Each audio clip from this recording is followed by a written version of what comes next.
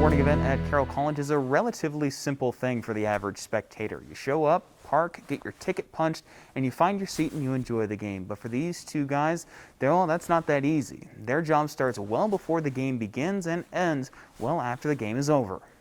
Go ahead, bud. You go ahead. Okay. Meet Ben McFarland and Joe Mulliner, two Carroll College students who were responsible for helping set up and tear down sporting events at Carroll College.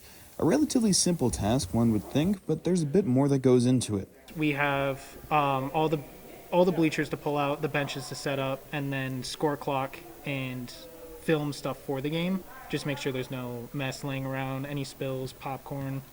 And then when we do a full teardown, we put away all the bleachers, all the chairs, all the score stuff. This year, it's obviously a bit different. With COVID-19 protocols in place, there are no spectators at Frontier Conference sporting events, meaning less time spent setting up and cleaning up after them.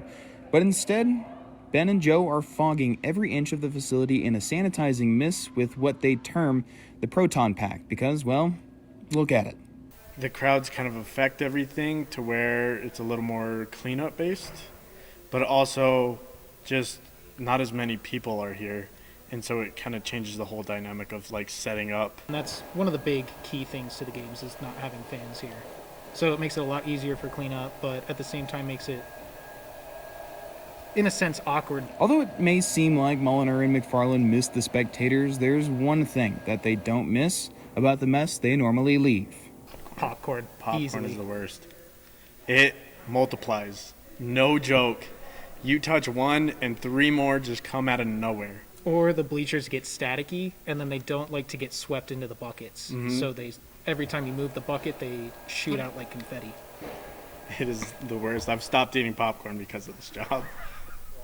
There has been diapers. There's been toys from the kids' games. Like there's been a little Batman that somehow just keeps showing up. We don't really know where it comes from. The two have been in this job for at least 3 years each, and despite everything, I don't think they'd spend their time working in college any other way.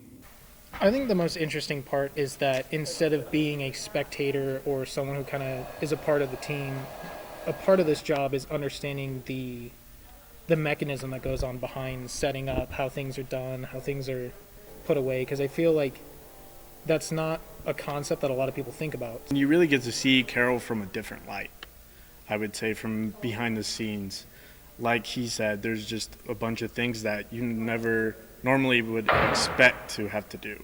So the next time you're at a sporting event and deciding whether or not to leave your cup on the floor, think a little bit goes a long way. Reporting in Helena, Sam Hoyle, MTN Sports.